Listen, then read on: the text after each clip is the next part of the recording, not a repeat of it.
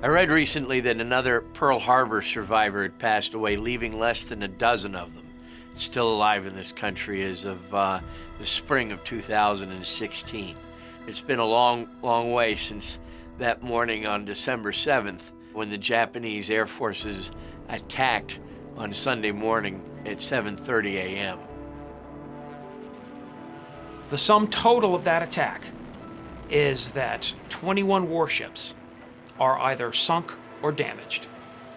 188 aircraft are destroyed on the ground. And then, more importantly, 2,403 Americans lose their lives, 65 of which were civilians.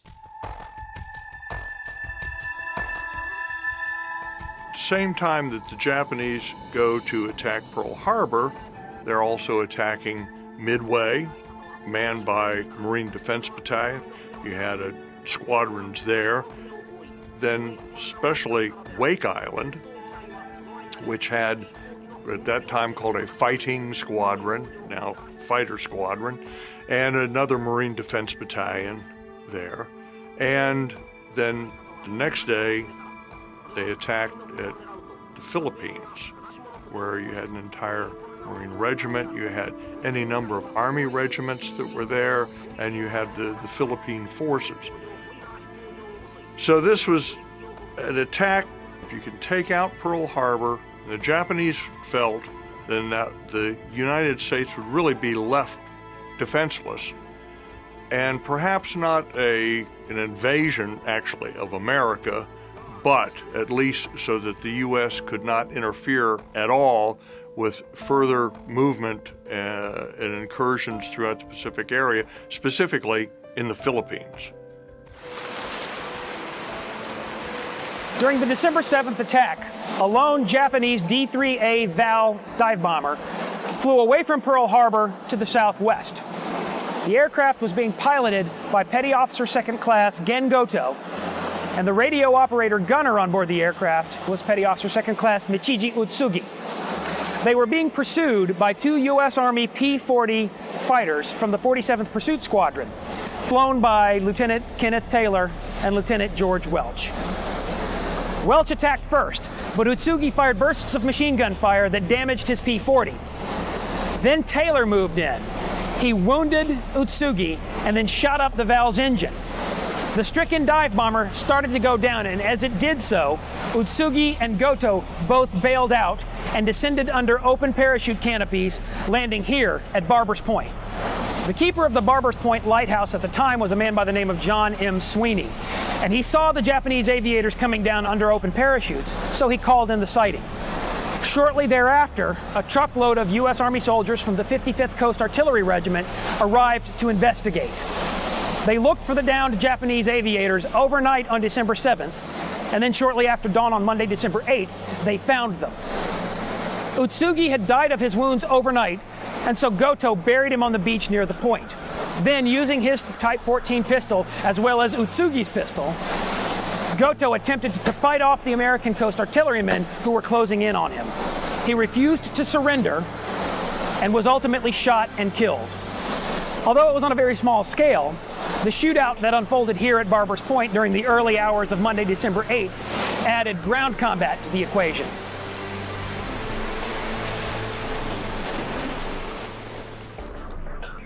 Well, the Japanese planning for the Pearl Harbor attack had been meticulous. But in the attack, they missed some vital points, and one of them was the oil tank facilities there. They weren't able to knock those out. At the same time, the thing that really saved the American fleet was the fact that when the Japanese attacked, the American flat tops, the aircraft carriers, were out.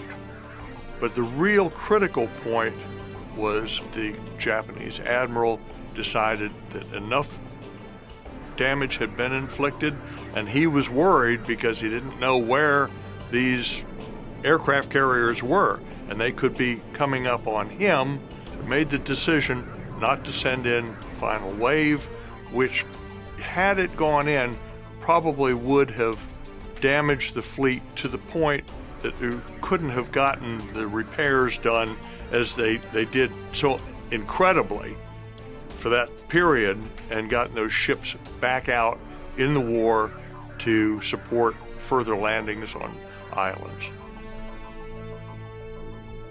Want to know what's happening at American Rifleman?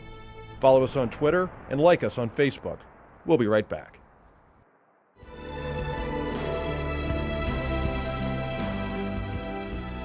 Yesterday, December 7th, 1941, a date which will live in infamy.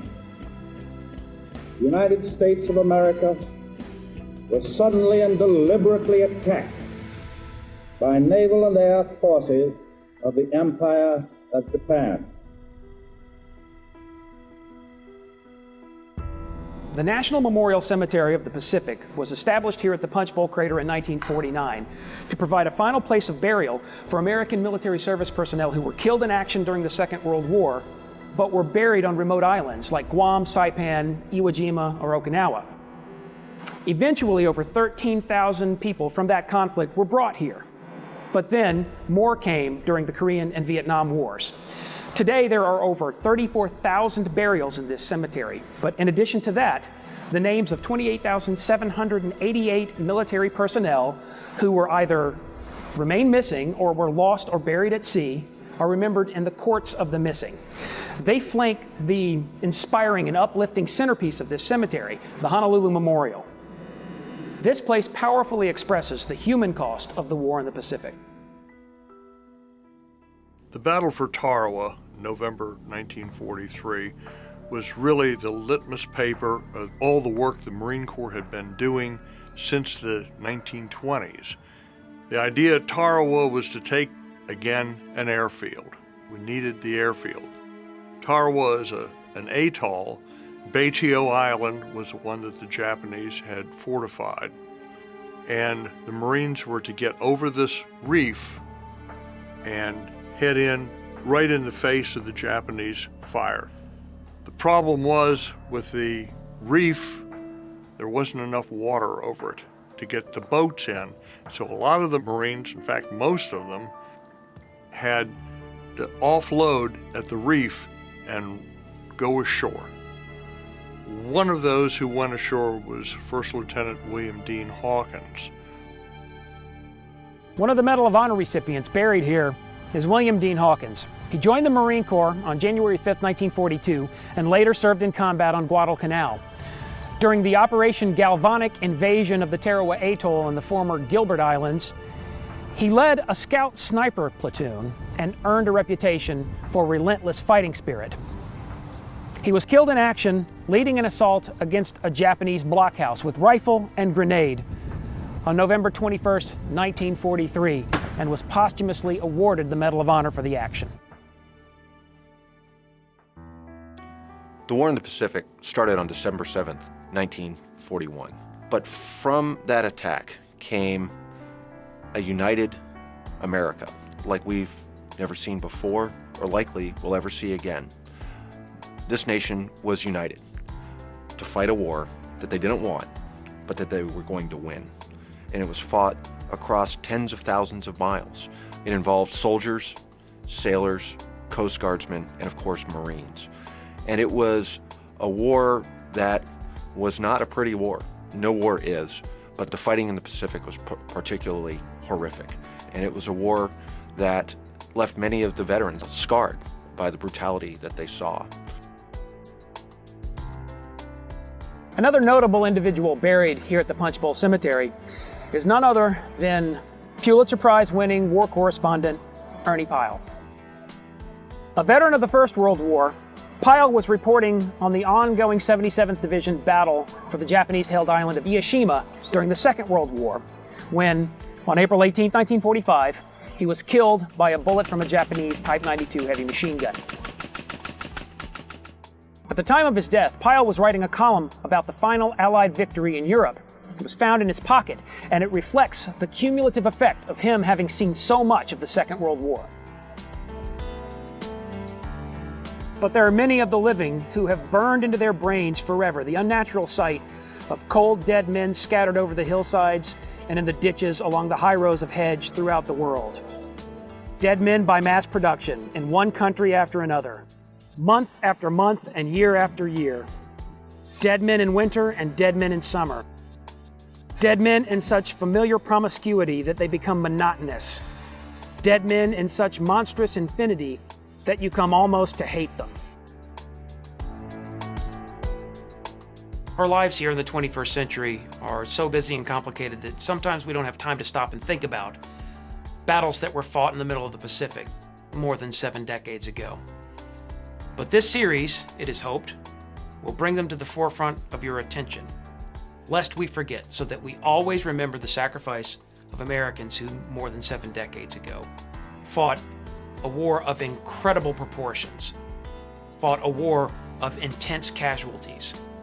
For all of the ferocity of the war in the Pacific, it produced a peace, a lasting peace between the United States and Japan, one of our closest allies that used to be one of our most bitter enemies.